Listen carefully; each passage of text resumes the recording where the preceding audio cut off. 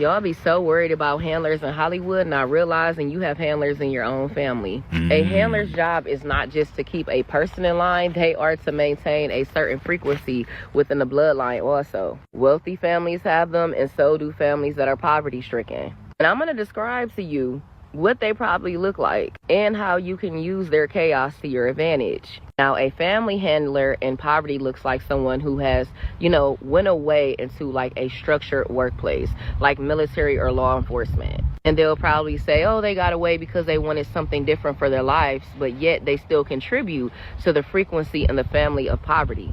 And with that, they probably live nowhere near that poverty-stricken family. And they do it on purpose because if I live nowhere near you, right, and I just tell you what I want you to know about me, that's the only thing you're going to know. Or you can judge me by different things that I do so that I plant an idea in your head about me. For example, the family handler in poverty, they'll probably send a little money every now and then, or if there is a person in the family who needs a big favor financially, they're, likely to do it. However, they're never going to steer away from telling everyone that, hey, this person asked this from me and they never gave it back. They do a great job at keeping their communication with the family at a minimum. They specifically only tolerate and deal with those individuals with a lower frequency. In particular, a parent of such who has a child that could possibly disrupt the family's frequency of being in poverty. So they latch on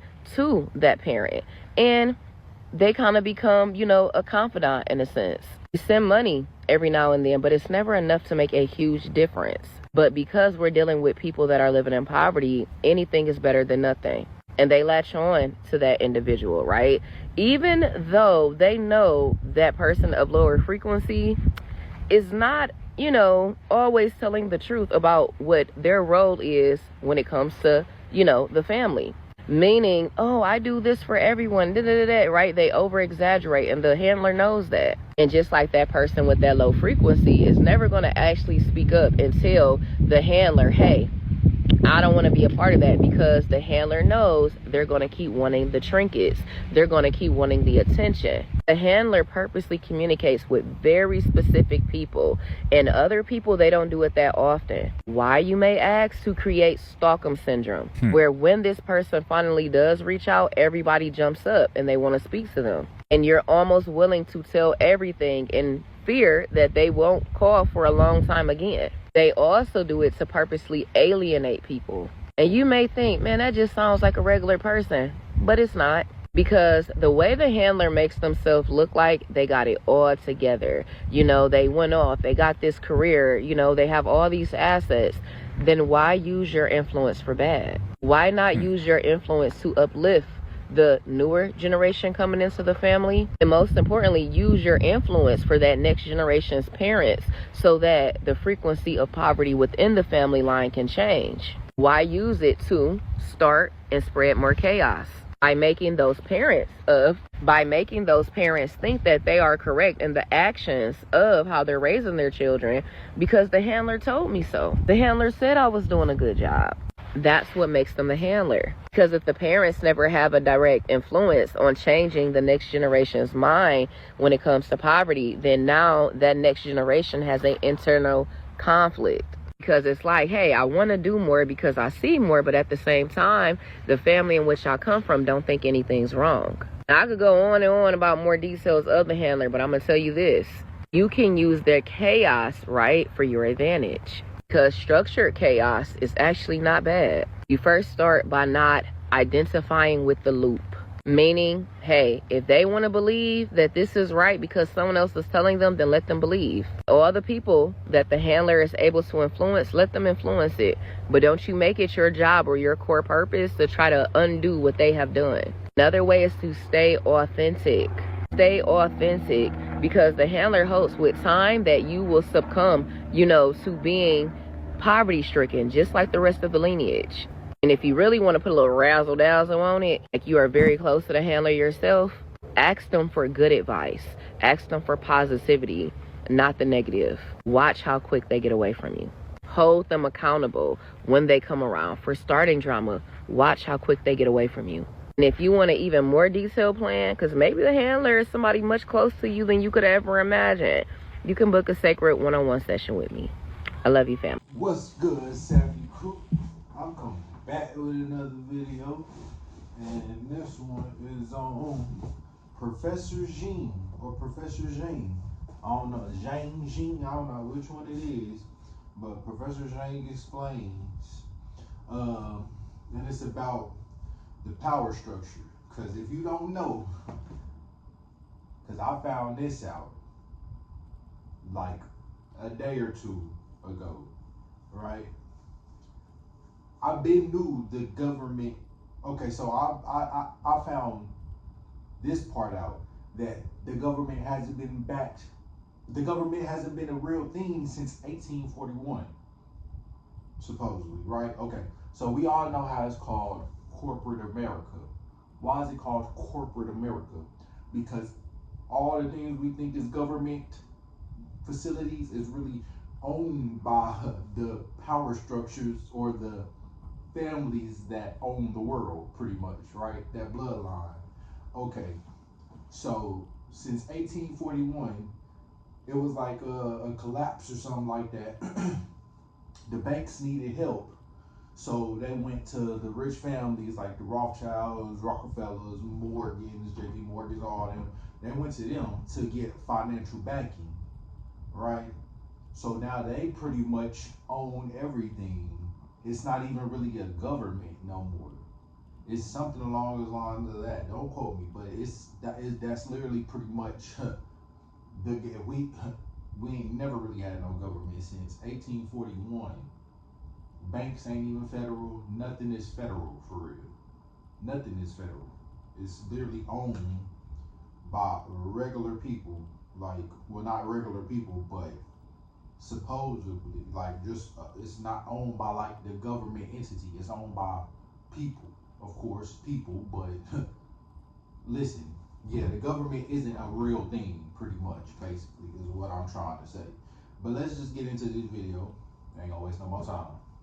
Oh my God, if aliens come, then humans would unite. No, that's not what would happen, okay? What would happen is certain factions of humans would try to align with the aliens to conquer everyone else. All right? All right. So at the core of society, the very powerful people. And that's just like in the movies. Every time they invite something to this earth, it's somebody that's channeling it, and then they think they gonna be on their side when they get here or align with them, and then next thing you know what happened. They end up getting ate or end up getting killed right along with the rest of the people that's gonna get killed. The person who channeled the energy or the monster or whatever to come. Just like in the movies. The aliens ain't gonna align with you either, the aliens. Because ain't nothing coming from out of the earth anyways. Ain't nothing coming or into the earth, I should say. If anything, they coming from the sides, the other realms of the earth, or they coming from inside of that, which out of the water. They coming from out of the water, because that's another way, another realm down there under our waters. And above us, the waters above us is a whole other realm too. So yeah, let's just get straight into it though. These are certain families, okay? These are the founding families of this nation. And there's not that many of them, maybe 10, maybe 100, okay? But at most 100. So if you go back to the Roman Empire, and now supposedly if you count up that pyramid with the all seeing all in the back of the dollar, if you count those bricks up, it's 13 rows of bricks or something like that for the 13, I guess, most powerful family lines, supposedly. I got that from Maverick Approach. But I don't know if I can really trust them either, because they came in, they came in a little too professional. And I'm not saying that's a bad thing, but they came in like they was sent, like a controlled opposition. Now, I'm not saying they is, but I don't know, I'm gonna be watching out for them, because they also be getting some, for a channel that to just start and not get that many views, they be getting some they have gotten or went around some pretty famous people to be fresh on YouTube. So what was they doing before they got on YouTube? Who did they already know is my question. But let me jump in. Empire controlled most of Europe, as well as Anatolia, Egypt. It was a huge area, but really there were only about 200 families that controlled the Roman Empire, okay? All right, so how these families express power, how they control power in society is through three mechanisms, okay? Three pillars of power. And these three pillars are finance. Okay? Finance, we talked about last class. It's just central banking. All right? Second pillar is religion. Religion is just what people believe, how to control what people believe. Now, the religion of today is science and technology. Okay? And the third pillar is intelligence or spies. And you always hear me, hold on. What if you were prepared for all those interview curveballs? And you always hear me talking about CIA or spies or something like that, infiltrators, because that's what they do, and you're gonna see why. Intelligence, that plays a big role. Who you think them black robe people in that video he was talking about in my last video? The missionaries. He was talking about the missionaries that came. That's the spies. And people on that boat, the missionaries, was the intelligence people or the spies of so-called today. They was the ones who went around collecting evidence for the king or whoever, for the your honor, your squire, whatever. He went around collecting information for them and bringing back them stuff. So I guess they can go back and do what they need to do, conquer it or whatever, make up some plan. I don't know, but yeah, that's pretty much it. All right. Now, that's why you always hear me talking about the CIA, because they play a big role, FBI and CIA. For the purpose of, to save time, I'm not going to go too deeply into intelligence and religion, but I will in future classes, okay? I just need you to remember that there are three pillars of power at the core of society: finance, intelligence, and religion. And it's their nexus. And I'm going to do this video,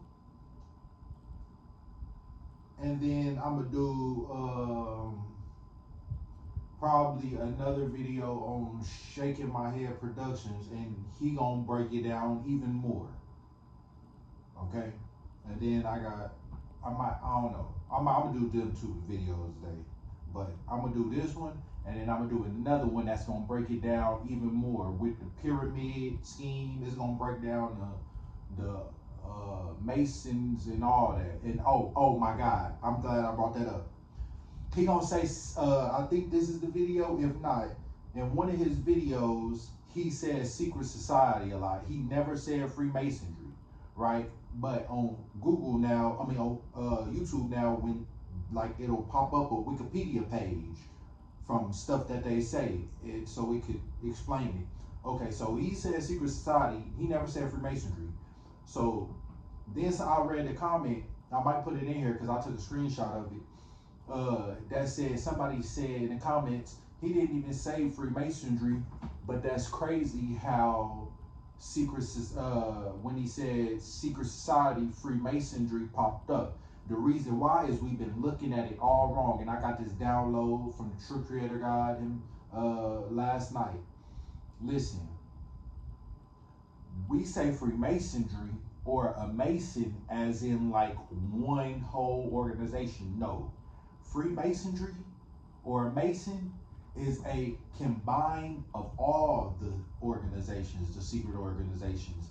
That's why we can't just pinpoint nobody out, because that's another reason they say they're everywhere but nowhere at the same time, because it's not, you can just say Freemasonry, but at the same time it's not just Freemasonry, because that's the shout out Eric Dubé. He did a video with the book, breaking down the Freemason book. It's all types of other, you got to go through the Scottish Rite, and then it's two different sides. You got like the left side and the red, or the right, the left side and the right side, right? which is like red and blue or something like that. That's where you get that from, okay? In politics or something like that. You got the Scottish Rite, you got the what you call it, the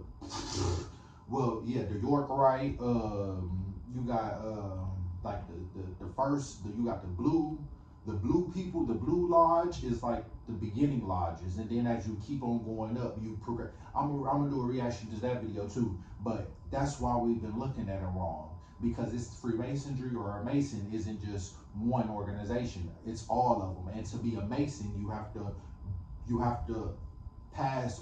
become a 33rd degree, but it's rare if you become that. But you have to be somebody powerful or famous, or one of them, you know what I'm saying, one of them to get up there. But yeah, it's not just one whole thing, it's all of them. And to become a Mason, or the 33rd degree, you have to go through all of those organizations or rights, pretty much. So yeah. Combination that allows the elite to control everyone else. Okay? So from this nexus, they will control all aspects of society, including schools, including the military, including government, including the media, including culture, including crime, the mafia. Okay? And like in my other videos, like I said, the cartel, it goes back to them too, because they're working with them as well. Any topic, like he just said, any little bracket that he just brought up, they infiltrated it all.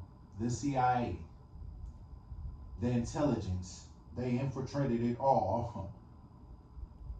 That's boy, you don't know how deep it really get.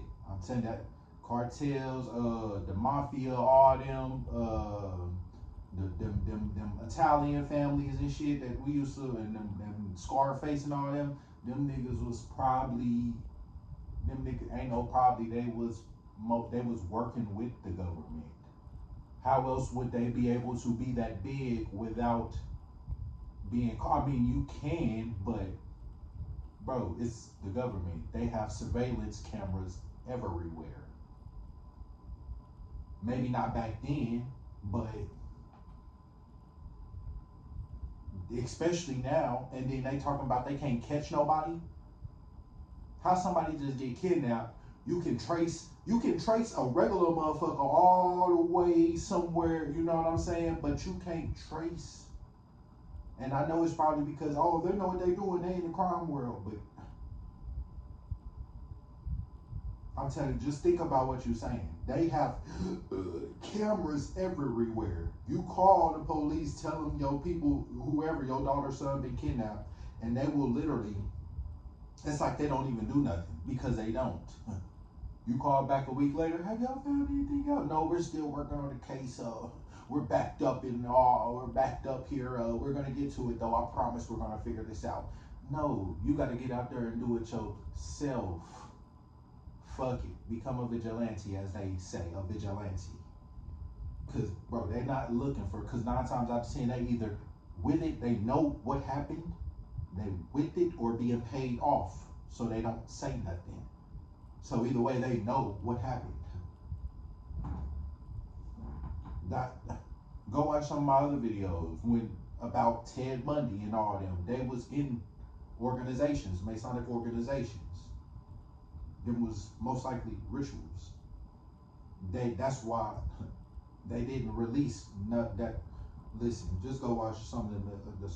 Aspect of society that you can imagine is being controlled. That's why when the cops got called on Jeffrey Dahmer, and they would never do nothing. Every time they called the cops, they would never really do nothing. Because 9 times out of 10, it was either paid off, or the state person at the station said, stop looking into this shit. Like on the movies, when they be kind of like threatening them, but trying to like not make it seem like a threat. You know what I'm saying?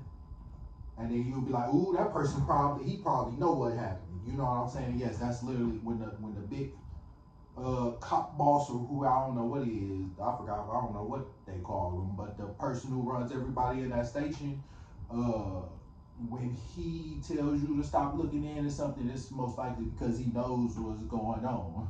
That's how he got that position. In some respect by this nexus of power. Okay? Also, you have. I'm not saying they all know, because they don't all know. It would be impossible. Well, it wouldn't be impossible, but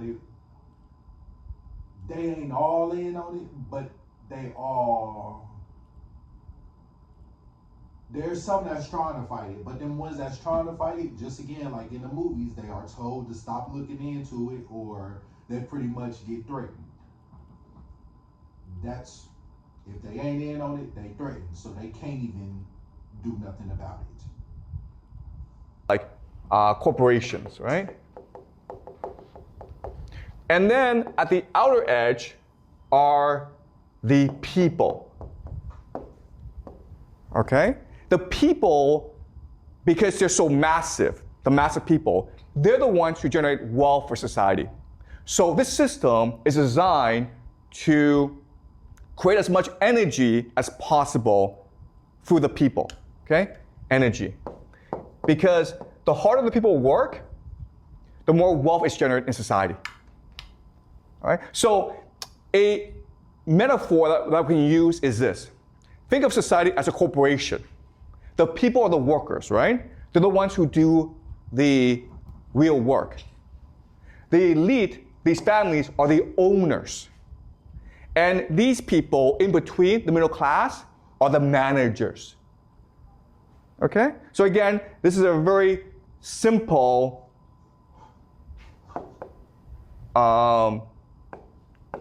metaphor, and it's not accurate, but it's useful for analysis. Okay? So the families are the owners of the corporation, the people are the workers, the people in between, the managers, are the managers. And we call these people the middle class. There have been other names for it in China before in history. We call them the scholar officials, right? Another name for them is something called the professional managerial class, PMC. We need your help to save the masjid where over 100 Americans have accepted Islam. This is your... Also, another name for them is the petty bourgeoisie. Okay? Again, you don't need to know. What we call it, fraternal organization, the Greek letter organization, a bourgeoisie, fraternal bourgeoisie, because they like he just said, that's everybody, like he just mentioned, that's the middle class, that's the people that keeps pretty much, well, the workers is what keeps society running, but they're like the middleman pretty much. Before you get to the kind of more powerful ones, they're the middleman of everything, pretty much. Like he finna break it down. These names, for the purpose of simplicity, we will just call them the middle class. All right, does that make sense? And that's why they call it the middle class, because it's the poor, which is us, the people that's like just regular people, poor people, right? Then you got the middle class, which is the people that's more higher than the regular working person, and of course get paid a little more, but they a little higher on the food chain. And then you got, of course, the entertainers. That's where you go to the media people, the entertainers, the actors, the woo woo woo, the, you know what I'm saying, all that. That's where you get to. I'm gonna do a reaction to it. It's just I'm gonna do that Eric Dubé video where he break it down. But it's just he didn't. I'm gonna do a reaction. So having gone through the structure of society, let's talk about what happens when society rises and falls. Them is pretty much the gatekeepers, the middle class in a way. It's pretty much like the gatekeepers. And I'm gonna put a video in the beginning of this one that shows exactly what I'm talking about, because a lot of us had, if I can find it, But a lot of us have gatekeepers in our families that we don't even know. And I knew this already, but I love the way she broke it down. Like, it was to the T, perfectly. I might start every video off with that. I ain't gonna lie, that's gonna be my intro, maybe. When it rises, the dynamic of these three groups, it's very interesting. When it rises, the families who own the nation are happy to let the managers control society. And this is what we call democracy, right? And the managers are always providing feedback to the families and saying, we should treat workers better. If we treat workers better, then they will work harder. Okay? And that's literally what we say ourselves. Pay us more. We're working too hard. You gotta pay us more. That's literally the same thing. Slavery didn't go away. It just readjusted. It just modernized. It never went away. It just modernized. Do you realize? Listen, I got another download from watching this video last night, and everybody. Do you realize? Some people know this, but I don't think you really like comprehend it, right? Anything can be money. Paper, a piece of paper that we're not able to print ourselves is money that we call something that's important, that a lot of people worship, right? A rock. And shout out to my brother, because we was talking about this too on the phone, like for 4 hours. A rock can be money. Anything can be money. At one point, anything was money, because money is just the exchange for your service. So money is only valuable because we make it valuable.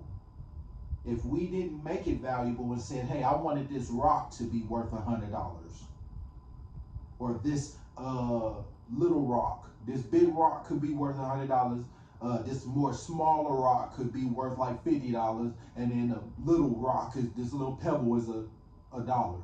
That's literally what we could have made of money. They just printed a piece of paper and put a fictitious number on there, right?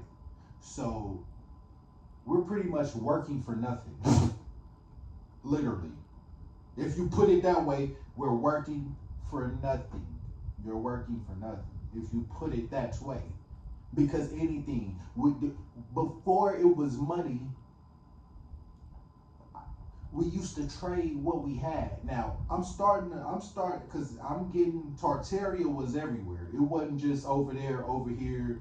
It was everywhere. Now it's a lost knowledge. But that's why the DC building or the Capitol building, whatever, looks like some of the other buildings around everywhere else. Probably they just renovated that, but up there, whatever, you know what I'm saying? But when you put it that way, do you see the mind control they had over us? You're chasing a piece of paper. If I was to give you a piece of paper right now written with $100 on it, or $1,000 with the number 1,000 on it, would you accept that as money? No, because nobody accepts. So what I'm getting to is, if we don't make it worth nothing, it ain't gonna be worth nothing. It used to be backed by gold, supposedly, if it ever even was. But it used to be backed by gold. Now it ain't even backed by gold anymore. And it ain't been backed by gold for years. So what are we doing? But I was saying that we used to exchange like what we had. Certain, like we used to exchange clothes for rifles, or rifles for corn, or corn for beets. Like we used to exchange. That was the value in what we had. Now, since nobody has nothing valuable for exchange no more, and they took that from us and made us put our value into money. So do you realize when they say it's going to be a market crash and they predicted supposedly. No, it's because we control the money. So if they say it's a market crash, and okay, so first let me say this too. I feel like they predict how much money is worth, or how they predict how valuable money is and how much we spend all together as a nation, right? With United States or however, whatever. But something is along the lines like that. It's however much we spend. So however much we spend, because you don't realize how much pretty much everything with tax, anything that we buy goes back to the government. If the money comes out of our pocket, it's going back to the government, okay? Or it's pretty much circulating around. The money is circulating around, right? So when they say it's going to be a market crash, guess what? We stop buying everything, right? People stop buying everything. So that makes, or the money pretty much loses its value, right? Deflation. The money pretty much loses value because people stop spending it when they say they predict it's going to be a market crash. Okay, so when they say it's going to be an inflation, is because of course people spend more money, or money is worth a little more now because we make it, or we've made it more valuable, right? So pretty much we control the money, the value of the money. If we say it's not valuable no more and we want something else to be valuable, it can be. Because anything can be money. It's only if we put the value into it.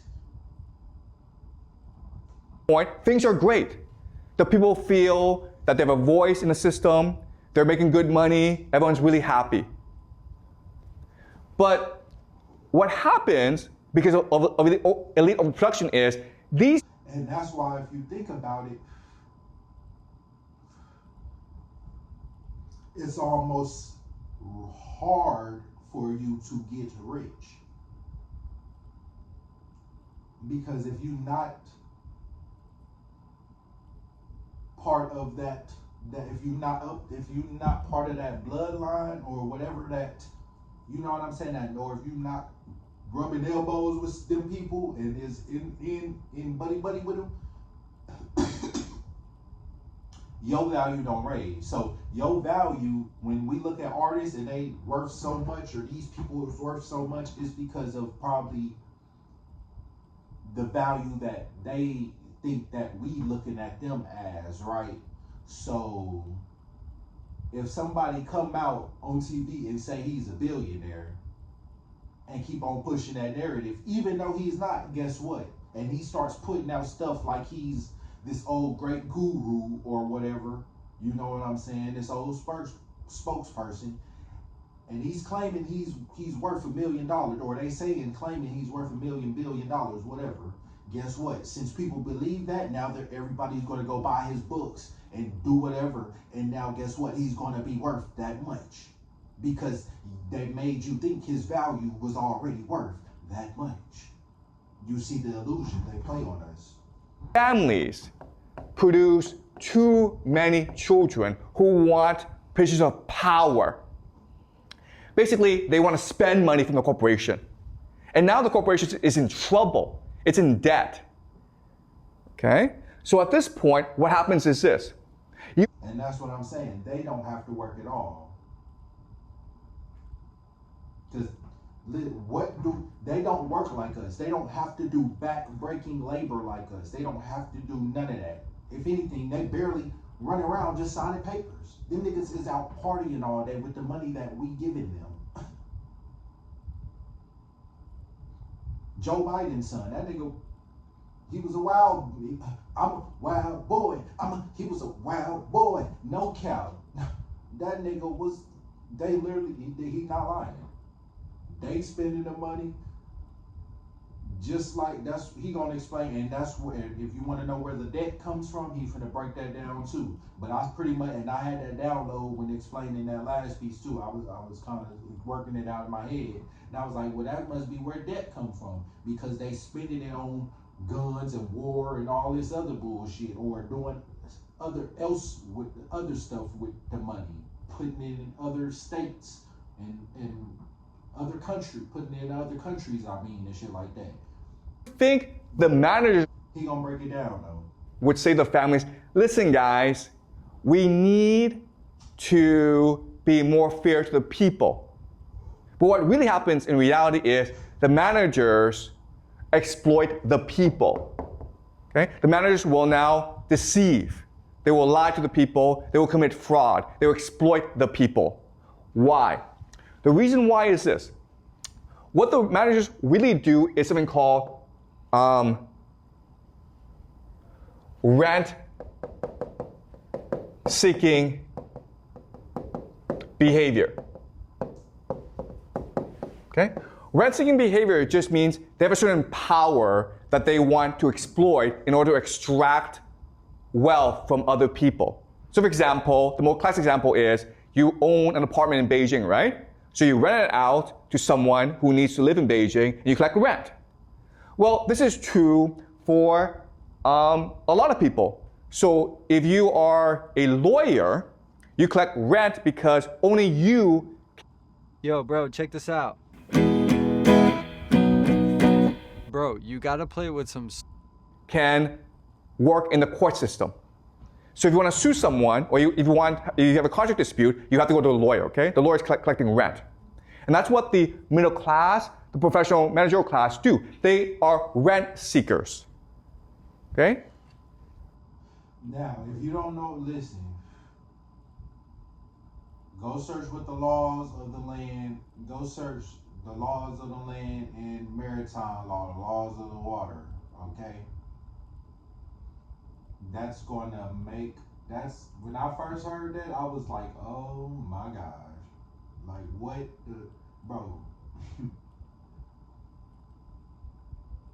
They call it, listen, that's why the whole court is set up the way you gotta go into the gate, because once you cross that gate, you off the law of the land, and now you are into the land of the water, or something like that, and then they call it, that's why they call the canal, when you coming out of birth, you're coming out the birth canal, that's why the ship goes into the ship canal. And bro, listen, go search the laws of the land and maritime law. That shit will blow your mind.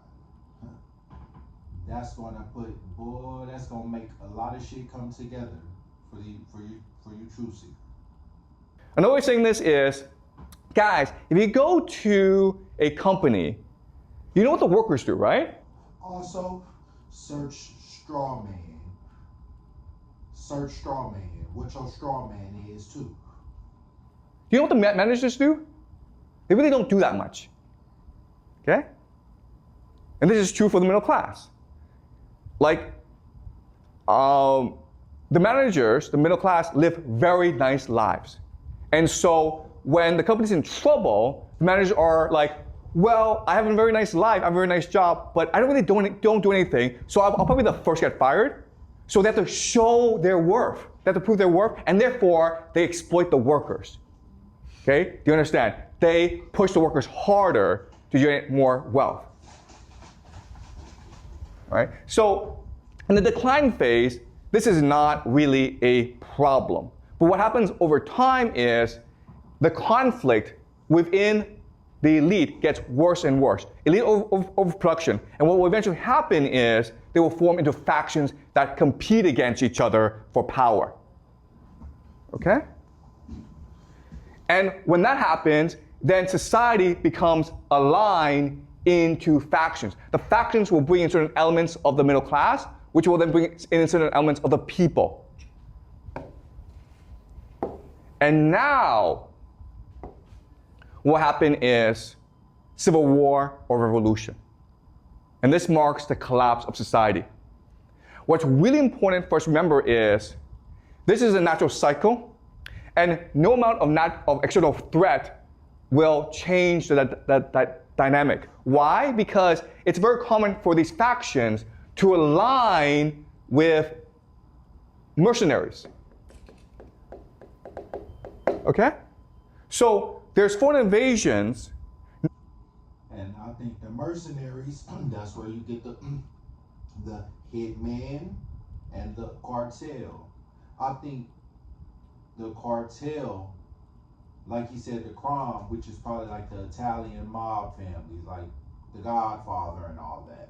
But the cartel is probably the mercenaries, maybe, for the Italian mob. Who knows? But I know they into it. There ain't no place that they have not infiltrated. They into all of them topics, like he just said in the yellow parts: schools, military, government, everything.